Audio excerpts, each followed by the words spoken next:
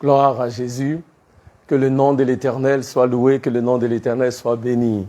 Bienvenue à une autre dimension avec Christ, notre plateforme préférée. Alléluia. Au nom du pasteur Kadi et à mon nom propre, nous voulons vous souhaiter la bienvenue. Amen. Votre serviteur, le pasteur Henri Dibi. Amen. Alléluia. C'est toujours une joie pour moi de me retrouver ici avec vous. Et nous croyons que ce soir encore, l'Éternel a une parole pour nous et que la parole de l'Éternel va nous faire du bien. Alléluia. Amen. Nous sommes toujours au mois de mai. Nous commémorons les 3 ans d'anniversaire d'une autre dimension. Alléluia. Gloire à Jésus. Amen. Car il a été fidèle toutes ces années. Et nous croyons qu'il continuera d'être fidèle. Alléluia. Amen. Ces 3 ans d'anniversaire sont stratégiques parce que c'est au 3e jour que Christ est ressuscité. Amen. Et là, nous sommes à la 3e année. À la 3e année, nous croyons que c'est une saison où l'Éternel va insuffler une nouvelle vie dans ce ministère et dans la vie de ceux qui l'écoutent. Alléluia. Et l'Éternel va établir une nouvelle alliance avec nous. Amen. Et c'est pourquoi j'aimerais que nous élevions la voix et que nous bénissions l'Éternel. Alléluia. Pour sa fidélité, pour tout ce qu'il fait. Alléluia. Il nous a gardés. Il a été avec nous pendant tout ce temps et il va continuer de nous révéler sa grandeur. Éternel, oh Dieu, nous te bénissons, nous te rendons grâce. Nous voulons te dire merci, alléluia, pour ta présence avec nous ce soir. Nous prions au Dieu que tu continues de nous parler. Seigneur, tu l'as fait fidèlement depuis toutes ces 3 années. Et éternel, oh Dieu, tu continues de le faire aujourd'hui. Nous croyons que en ce jour, ta parole vient pour nous guérir, pour nous délivrer, pour nous instruire en justice. Ta parole vient, oh Dieu, alléluia, pour nous éclairer, alléluia. Oh Dieu, que ton nom soit élevé. Merci Seigneur, alléluia. À toi seul soit la gloire. Et à toi ce soit le règne. Nous prions que par ton esprit, tu prennes le contrôle de ces moments, oh Dieu, et que tout ce que nous allons faire, que cela soit pour ta seule gloire. Dans le nom précieux de Jésus, et le peuple de Dieu dit Amen. Alléluia. Encore une fois, c'est une joie pour moi de me retrouver ici avec vous. Amen. Alléluia. Pour ceux qui sont connectés, que l'Éternel vous bénisse. Alléluia. Partagez, invitez quelqu'un qui n'est pas encore connecté, dites-le. Bienvenue à une autre dimension, car l'Éternel a préparé quelque chose de bien pour vous. Alléluia, amen. Gloire à Dieu. Ce soir, nous allons parler, nous avons un message de la part de l'Éternel. Alléluia, amen. Et nous croyons que l'Éternel, ce message vient pour quelqu'un. Alléluia. Si vous croyez que c'est pour vous, il faut lui dire, c'est pour moi, pasteur. Amen. Alléluia. La Bible nous dit, le pasteur Kadi avait parlé de ce passage dans Jérémie chapitre 29 au verset 11. Amen. Dans le 8 secondes, et je vais lire rapidement, la Bible nous dit, car je connais les projets que j'ai formés sur vous, dit l'Éternel, projet de paix et non de malheur, afin de vous donner un avenir et de l'espérance. Alléluia, amen, amen. Nous saisissons cette parole comme une promesse de la part de l'Éternel en cette 3e année, alléluia, car les plans de l'Éternel, les projets de l'Éternel pour nous, ce sont des projets de paix et non de malheur, pour nous donner de l'avenir et de l'espérance. Alléluia, amen. Mais j'aime bien la traduction du même passage dans le King James en français. Et la Bible dit ceci. Il dit, car je connais les pensées. OK? Les pensées que je pense pour vous, dit l'Éternel. Pensées de paix et non de mal, pour vous donner une issue attendue. Alléluia. J'aimerais m'appuyer sur ce passage pour dire à quelqu'un en cet après-midi, Jésus pense à toi. Amen. Alléluia. Jésus pense à toi. Jésus était en captivité à Babylone. Je connais les pensées, je connais les projets, je connais les plans que j'ai pour vous. Alléluia. Sont dans ses pensées. L'Éternel voulait qu'il sache qu'il ne les a pas oubliés. Ce soir, je veux dire à quelqu'un, je ne sais pas ce à quoi tu es confronté, mais l'Éternel m'envoie te dire sur cette plateforme qu'il pense à toi, qu'il ne t'a pas oublié et qu'il ne t'ignore point. Alléluia. Et l'Éternel disait à Israël qu'il est en train de travailler. Il est en train de déployer son plan parfait dans leur vie. Alléluia. Et quand lui, il allait finir, amen, il serait changé et transformé. Les pensées de l'Éternel pour toi, mon frère, les pensées de l'Éternel pour toi, ma sœur, sont bonnes. Il y a quelqu'un qui certainement m'écoute ce soir et qui se dit, et qui se pose la question de savoir comment Dieu peut penser à moi. Comment Dieu peut se souvenir de moi? Il y a plus de 7 milliards de personnes sur cette terre qui invoquent l'Éternel. Comment Dieu peut se souvenir de moi? Avec tout ce que Dieu a à faire, comment Dieu peut se souvenir de moi? Alléluia. Avec la manière dont ma vie est. Je vis, quelqu'un dirait, ma vie n'est pas correcte même devant Dieu. Comment Dieu peut se souvenir de moi? Alléluia. Avec tout ce que j'expérimente au quotidien, les choses auxquelles je suis confronté, les réponses à mes prières que j'attends depuis longtemps, que j'ai pas encore reçues. Comment Dieu peut se souvenir de moi?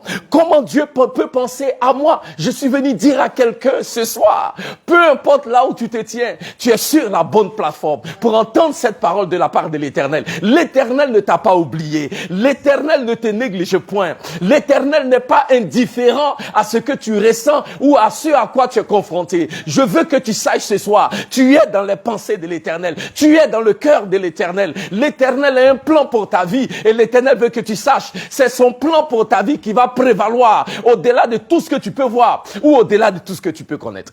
La Bible nous dit, dans le livre d'Exode chapitre 3, que les enfants d'Israël étaient en esclavage pendant 400 ans. Est-ce que vous savez que il avait été prophétisé que les enfants d'Israël seraient en esclavage pendant 400 ans et après cela ils seraient délivrés? Bien aimé, après 400 ans, les enfants d'Israël étaient toujours en esclavage. Après les 400 ans, il y a 30 autres années qui se sont ajoutées. Bien aimé, les enfants d'Israël se sont dit, Dieu nous a véritablement oubliés. Nous sommes un peuple maudit. Mais la Bible dit, Dieu a suscité un homme, un sauveur du nom de Moïse qui est venu de la part de l'Éternel et qui a dit à Pharaon, oui c'est vrai, après 400 ans il devait partir, mais il y a eu 30 autres années qui se sont ajoutées. Pharaon, Dieu n'a pas oublié son peuple. Dieu ne laisse pas son peuple. Dieu n'abandonne pas ceux qui lui appartiennent. Il a dit dans la parole, dans le livre de Hébreux chapitre 13 verset 5, je ne t'abandonnerai jamais. Je ne te laisserai jamais. Je veux dire à quelqu'un qui se sent abandonné ce soir, l'Éternel ne t'a pas abandonné. L'Éternel ne t'a pas laissé. Tu es toujours dans ses pensées. Tu es toujours dans son cœur. Tu es dans la paume de ses mains. Quand chaque fois que l'Éternel voit sa main, il te voit. Chaque fois que l'Éternel voit sa main, il connaît Akayimaya, la situation que tu vis, la situation dans laquelle tu es, et l'Éternel m'envoie te dire que ses pensées pour toi ne sont pas des pensées de malheur, mais de bonheur, pour te donner de l'espérance, pour te donner un futur. Je veux dire à quelqu'un ce soir, il y a un futur dans ton futur, parce que l'Éternel ne t'a pas oublié. David a dit dans le psaume 27, mon père et ma mère m'abandonnent, mais l'Éternel me recueille toujours. Oh bien-aimé, les hommes peuvent t'abandonner, même ton époux, ton épouse peuvent t'abandonner, mais l'Éternel, lui, il te recueille toujours. Il est le Dieu fidèle. Il est le Dieu qui est bon. Il est le Dieu qui est fidèle. Alléluia. Il est le Dieu qui est toujours là, qui est toujours présent. Et il dit, je connais, moi l'Éternel, j'ai des plans pour toi. Et les plans que j'ai pour toi, ça n'a pas changé. L'Éternel se souvient de toi. Ta saison, la saison est arrivée. Là où l'Éternel se souvient de toi. La saison est arrivée. Là où l'Éternel choisit d'agir en ta faveur. La Bible dit que Israël était en captivité pendant 70 ans. Alléluia. Et l'Éternel s'est souvenu de Israël. La Bible dit que la mère Akazimaya, Rachel, était stérile. Elle n'avait pas d'enfant. Mais la Bible dit, l'Éternel s'est souvenu de Rachel. Toutes les années où elle était, où on disait qu'elle était stérile. Toutes les années où Israël était en captivité. Et il semblait que rien n'arrivait. Dieu dit, vous étiez toujours dans mes pensées. Mais quand la Bible dit, l'Éternel s'est souvenu, ça veut dire que l'Éternel s'apprête à faire. Je vais dire à quelqu'un ce soir, l'Éternel se souvient de toi. Cette parole est pour toi, mon frère. Cette parole est pour toi, ma soeur. Parce que l'Éternel se souvient de toi, il étend sa main puissante et il opère la guérison. Parce que l'Éternel se souvient de toi, il étend sa main puissante et il opère la restauration. Parce que l'Éternel se souvient de toi, il étend sa main et il opère le miracle.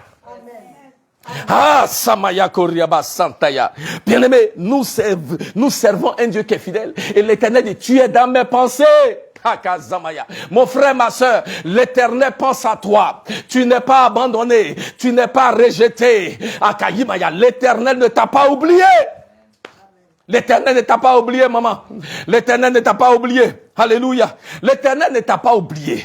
Bien-aimé, il t'a pas oublié. Je vais donner 2 raisons rapidement. Mon temps n'est pas très long. Il faut que, quand même, je garde le temps pour que Pasteur Kadi m'invite encore. Alléluia. Il dit, l'Éternel pense à toi. Pourquoi? Parce que l'Éternel te connaît personnellement et intimement. Amen. Il a dit à Israël, il a dit à Moïse dans le livre d'Exode, quand il est apparu à Moïse dans le buisson ardent, dans le buisson, il dit, Moïse, il dit, mon peuple Israël, va et dis à mon peuple, j'ai entendu leur cri, j'ai vu leurs pleurs, et il dit, je connais leur douleur. Le mot connaître, c'est le mot yada dans l'hébreu, et yada veut dire, je connais intimement. Le Seigneur te connaît. Le Seigneur me connaît. Il dit dans le livre de Matthieu, chapitre 10, au verset 29 et 31, il dit, 2 moineaux ne se vendent-ils pas pour 1 sou, et pas un d'eux ne tombera à terre sans votre Père. Mais les cheveux de votre tête sont comptés. Les cheveux de votre tête sont numérotés. Dieu dit, le mot en anglais c'est numéroté. Les cheveux de ta tête sont numérotés. Ça veut dire que sur chaque cheveu qui est sur ta tête là, Dieu a mis un numéro. Et chaque fois qu'un de tes cheveux tombe, dans le ciel, c'est déclaré. Le cheveu numéro 4 de Henri est tombé. Ça, c'est pour te dire jusqu'à quel point l'Éternel te connaît. L'Éternel qui te connaît de la sorte, il ne peut pas t'oublier. Tu es dans les pensées de l'Éternel. Tu es dans les pensées de l'Éternel, mon frère. Tu es dans les pensées de l'Éternel, ma sœur. Alléluia. Amen. L'Éternel, tu as de la valeur aux yeux de l'Éternel. À chaque fois, il pense à toi. Il connaît tes secrets les plus profonds. Alléluia. L'Éternel pense à toi parce qu'il te connaît intimement. Deuxièmement, l'Éternel pense à toi parce qu'il connaît ta situation. Amen. Dieu connaît toutes choses te concernant. Ce que même ta bouche n'a pas dit, le Seigneur connaît. Le Seigneur sait toutes choses. Ah, c'est David qui dit dans le psaume 139, il dit, où irai-je loin de toi, ô Éternel? Il dit, quand je vais dans les eaux, tu es là-bas. Même quand je suis dans les abîmes, tu es là-bas. Quand je vais dans les ténèbres, tu es là-bas. Parce que pour toi, les ténèbres, c'est comme la lumière. Alléluia. Il n'y a rien que l'Éternel ne connaisse. Il n'y a aucune situation dans ta vie que l'Éternel ne connaisse pas. Alléluia. Job, dans ses jours d'affliction, a dit ceci. Il dit, Job chapitre 23, verset 10, il dit, Éternel, tu connais le chemin que j'emprunte, tu connais la situation que je traverse. Et il dit, et lorsque tu m'auras éprouvé, je vais sortir pur comme de l'or. Oh bien-aimé, l'Éternel connaît, il connaît la situation dans laquelle tu es. Il voit tes pleurs la nuit quand tu pleures dans le secret. Il voit ton désespoir. Il voit aussi les espérances que tu as, les rêves que tu rêves. Parce que l'Éternel connaît ta situation, l'Éternel veut que tu saches, tu es dans mes pensées. Tu es dans mes pensées. Dieu est un bon père, alléluia, qui a en pensée tous ses enfants. Bien-aimé, même dans le naturel, un père n'oublie pas ses enfants. Même quand il a 20 enfants, même quand ses enfants sont nombreux, chacun de ses enfants est dans ses pensées. Chacun de ses enfants, il a un plan, il n'oublie pas ses enfants. Même s'ils sont des drogués, il ne les oublie pas. Même quand ils sont un échec à l'école, il ne les oublie pas. Même quand la communauté les a rejetés, il ne les oublie pas. Bien-aimé, je vais vous parler d'un père dans le livre de Luc au chapitre 15. Son fils s'est levé et il dit, Père, donne-moi la part de mon héritage, je vais partir. La Bible dit, quand un enfant dit à son père, donne-moi mon héritage, il est en train de dire à son père, Père, je souhaite que tu sois mort. Parce que l'héritage, on prend quand le papa est mort. Lui, il demande l'héritage avant la mort de son père. Il a pris son héritage. Oh, quel enfant ingrat. Et le père pouvait se dire, ça c'est quel enfant ça? Est-ce que moi-même j'ai accouché? C'est gaspillé même. Mais la Bible dit, quand l'enfant est parti, le père regardait toujours. Pourquoi? Parce que la Bible dit, quand l'enfant revenait, le père était à la fenêtre, il regardait. Ça me fait dire que même cet enfant rebelle était toujours dans la pensée de son père. Son père ne l'a pas laissé. Oh, bien-aimé, quel que soit, tu dis, tu t'es éloigné de Dieu. C'est un bon père. Tu es toujours dans ses pensées. Tu es toujours dans ses pensées. Tu dis, oh, mon corps est affligé. Je suis à l'hôpital. Personne ne me voit. Je vais te dire ce soir, l'Éternel te voit parce que tu es son enfant. Tu es précieux à ses yeux. Tu es toujours dans ses pensées. Tu es toujours dans son cœur. Et les projets qu'il a pour toi, ce sont des projets de bonheur et non de malheur, pour te donner de l'espérance et un futur prospère. Je veux dire à quelqu'un ce soir qui se sent abandonné et rejeté, parce que tu dis, je suis seul dans cette situation. Où est Dieu? Les gens même autour de toi te disent, mais où est le Dieu que tu adores là? Tu parles de Dieu ici tous les jours. Il n'a qu'à venir te délivrer. Je suis venu te dire, tu es dans les pensées de l'Éternel. En cette troisième année, à Kazimaya Koryaba, de ce ministère d'une autre dimension, l'Éternel a permis que tu te connectes ce soir pour entendre cette parole. Tu es dans les pensées du Seigneur. Tu es dans le cœur du Seigneur. Et l'Éternel a un plan pour toi. Et le projet de l'Éternel pour ta vie, il est bon. Et il va se réaliser certainement. Si tu le crois, faut me dire Amen. Amen. Alléluia. Amen. L'Éternel te dit, tu es dans mes pensées. Tu es dans mes pensées parce que je te connais intimement.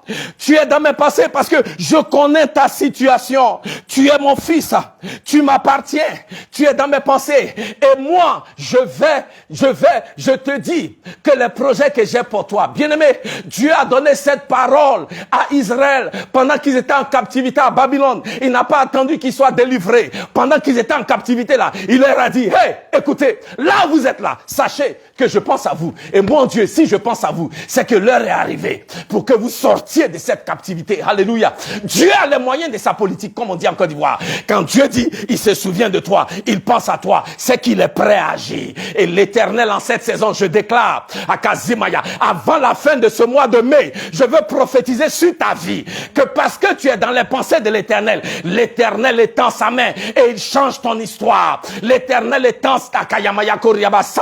l'Éternel étend sa main et il te donne un témoignage de ce que lui seul est capable de faire dans le nom de Jésus. Bien-aimé, l'Éternel le dit avec assurance. Je connais, moi l'Éternel, c'est moi qui ai formulé les pensées. Ce n'est pas un homme qui l'a fait, ce n'est pas un ange qui l'a fait, c'est moi l'Éternel qui l'a fait. Alléluia. Et l'Éternel te dit avec assurance, amen, que c'est les pensées que j'ai formulées pour toi sont des pensées de bonheur et non de malheur.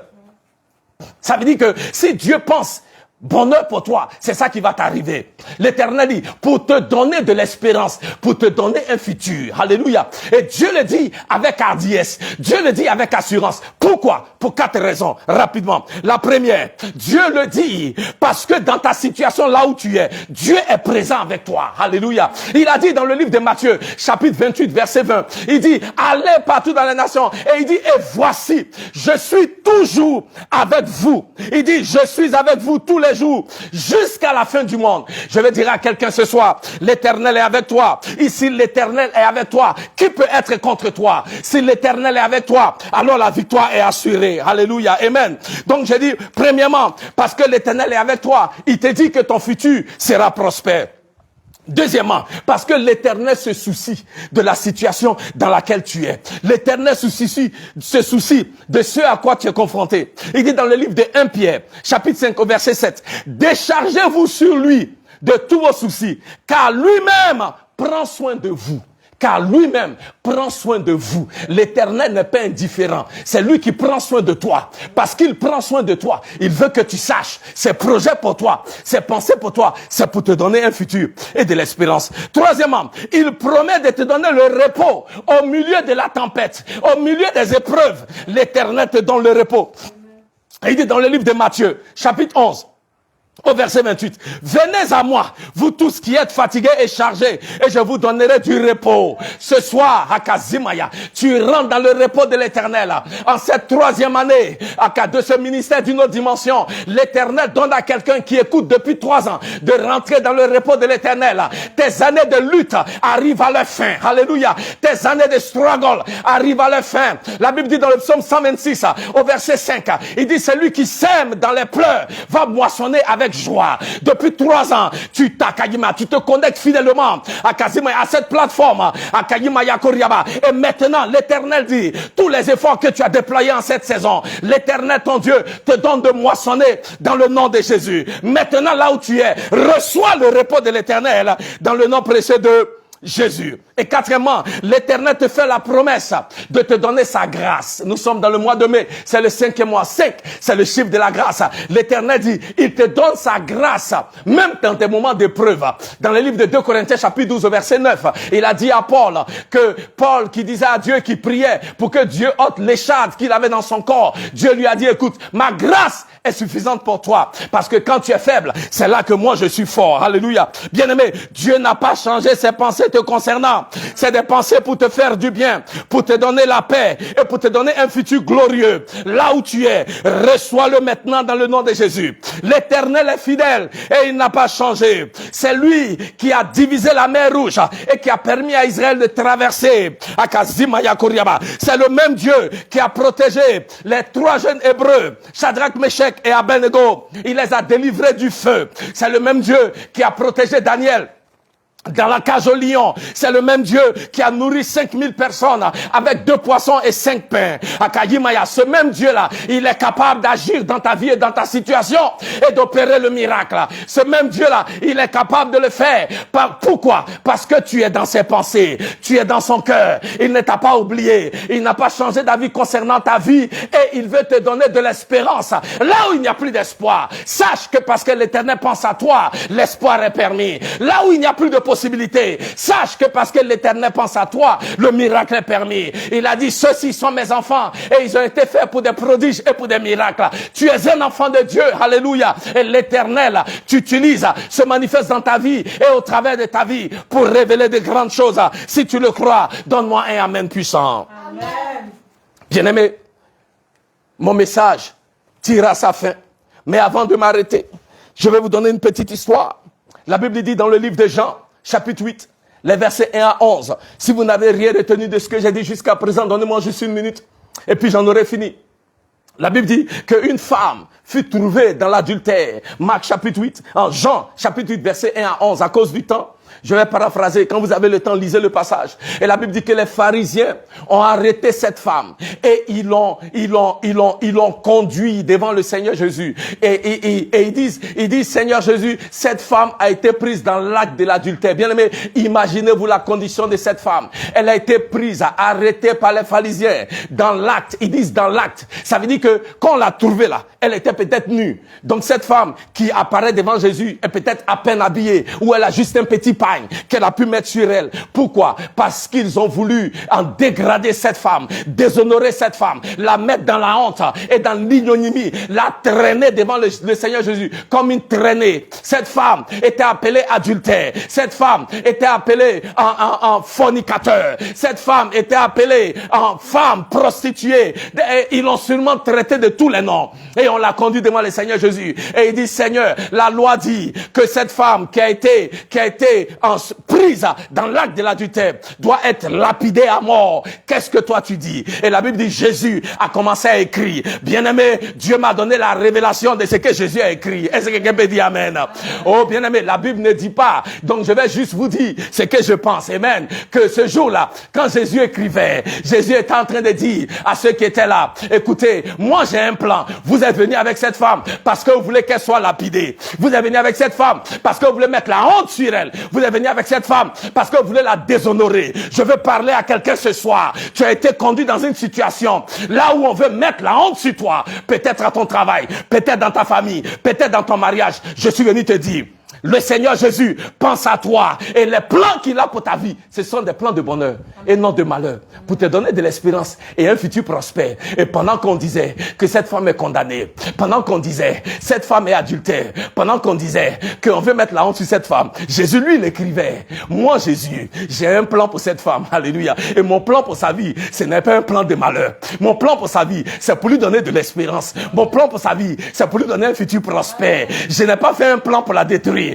Je ne permettrai pas que sa vie soit détruite. Et Jésus a écrit. Et quand Jésus a fini d'écrire, il dit que celui qui n'a pas de péché jette la première pierre. Et la Bible dit, tous les gens là, ils ont déposé les pierres. Et puis tous sont partis. Et Jésus dit à la femme, Jean chapitre 8, verset 10. Voici ce qu'il dit au verset 10. Et c'est ce que je veux que nous retenions. Il dit, femme, où sont ceux qui te condamnent? Bien-aimés, écoutez-moi très bien. Ils ont dit, les pharisiens ils ont dit, Seigneur, cette femme. Mais Jésus dit encore, femme. Le mot femme que les pharisiens utilisaient et le mot femme que Jésus a utilisé dans le grec, c'est pas les mêmes mots. Parce que Jésus maintenant regarde cette femme et il lui dit femme. Le mot femme que Jésus utilise est le mot que Jésus a utilisé pour appeler sa maman. Ce mot est retrouvé 2 fois dans le livre de Jean. Jean chapitre 2, Jean chapitre 19. Et c'est un mot que Jésus utilise de manière pour honorer sa maman. En anglais, le mot c'est lady. En fait, il n'a pas juste appelé femme, il a appelé lady. C'est-à-dire que c'est une appellation de respect. C'est une appellation d'honneur. C'est une appellation de distinction. Bien-aimé, voici une femme qu'on est venu présenter à Jésus. Et on a dit à Jésus, c'est elle est adultère. Jésus, elle est fornicateur. Jésus, elle est prostituée. Quand Jésus la regarde, Jésus dit, hey, moi je ne t'appelle pas prostituée. Moi je te dis que les plans que moi j'ai pour toi, parce que tu es toujours dans mes pensées, tu es toujours dans mon cœur, quel que soit ce que les hommes disent, moi je dis, tu n'es pas une adultère, tu es une femme de distinction, tu es une femme qui va faire la différence dans une communauté, tu es une femme qui va donner naissance à des enfants, qui vont influencer leur génération, tu es une femme qui est bénie de Dieu, et c'est ce que Jésus lui dit, alléluia, parce que Jésus pouvait voir au-delà de ce que les hommes peuvent voir, là où les hommes disent, ce n'est plus possible, parce que les projets de Dieu sont des projets pour te faire du bien, alléluia. Ce que les hommes avaient voulu faire sera renversé et anéanti dans le nom de Jésus. Et parce que Dieu, à Kazimaya, avait cette femme dans ses pensées, parce que Jésus avait cette femme dans son cœur, ce qui devait être pour elle une journée à Kazimaya de destruction, une journée là où sa vie allait être complètement anéantie. L'Éternel qui a de bons plans pour sa vie a restauré cette femme. Il lui a dit, va, je ne te condamne pas et ne pêche jamais plus. Alléluia. Je déclare dans la vie de quelqu'un ce soir, ce que l'ennemi voulait faire pour ramener la honte sur ton mariage, sur tes enfants, sur ta vie, sur ton ministère, parce que Jésus pense à toi, parce que tu es dans son cœur et que les plans qu'il a pour toi sont bons. Il va changer les plans de l'ennemi et la honte va tomber dans le camp du diable. Est-ce que quelqu'un peut me donner un amen fort? Bien-aimé, je vais m'arrêter là pour ce soir. Je veux que nous sachions, l'Éternel pense. Les pensées que l'Éternel a pour vous et moi, ce sont des pensées de bonheur. Ce ne sont pas des pensées de malheur. Ce sont des pensées pour nous donner de l'espérance, nous donner la paix et nous donner un futur qui est glorieux, un futur qui est prospère. Mon frère, ma soeur, Dieu n'a pas changé d'avis concernant ses projets pour toi, concernant la pensée qu'il a pour toi. Il n'est pas un homme, il ne pense pas comme les hommes. Et ce n'est pas parce que tu n'as pas fait quelque chose que l'Éternel va changer d'avis te concernant. Ce n'est pas parce que tu te dis, je n'ai pas encore vu ceci ou vu cela, que l'Éternel va changer d'avis. Il n'a pas changé d'avis. Il n'a pas changé d'avis. Il pense toujours à toi. Et en cette saison, il se souvient de toi pour changer radicalement ta situation et te donner un témoignage de la fidélité de ton Dieu. Alléluia. Que l'Éternel te bénisse. Que l'Éternel te garde. Éternel, ô Dieu, en cette saison, je prie que tu te souviennes de ton peuple. Éternel, alléluia, tu connais ceux qui se tiennent par la foi, qui ont élevé les regards vers toi, qui s'attendent à toi. Seigneur, cette parole est venue pour que tous sachent que toi, tu n'oublies pas ceux que tu aimes, ceux qui t'appartiennent. Yahvé, ce soir même, étends ta main et révèle ton bon plan, ton bon projet dans la vie de quelqu'un qui écoute ce soir. Éternel, je veux même prier pour quelqu'un qui ne te connaît pas. Alléluia. Mais qui a entendu que le plan de l'Éternel pour sa vie est bon et qui veut te recevoir. Je déclare que cette personne-là accepte maintenant Jésus-Christ comme Seigneur et comme Sauveur. Car ton plan est merveilleux. Ton plan est bon. Alléluia. Ce que tu as pour nous, il est bon. Ce que tu as pour nous, il est parfait. Accomplis ton œuvre parfaite dans la vie de ton peuple. Et que tout ce qui est contraire à ta volonté, à ton projet, dans la vie de tes enfants, ce soir même, soit brisé et anéanti dans le nom de Jésus. Merci au Dieu. Alléluia. Même pour cette plateforme et ce ministère, ton plan est bon. Et nous croyons que cette année, et même dans les 3 années à venir, dans les 10 années à venir, tu vas continuer de déployer ton bon plan pour ce ministère et pour la vie de ta servante, le pasteur Kadi. Que ton nom soit élevé, ô Dieu, que ton nom soit glorifié. L'Éternel vous bénisse et l'Éternel vous garde. Nous nous retrouvons encore ici le samedi sur la même plateforme à partir de 18h30. Venons nombreux, alléluia, car j'ai la ferme conviction que Dieu continuera de nous bénir. Que Dieu vous bénisse. Amen.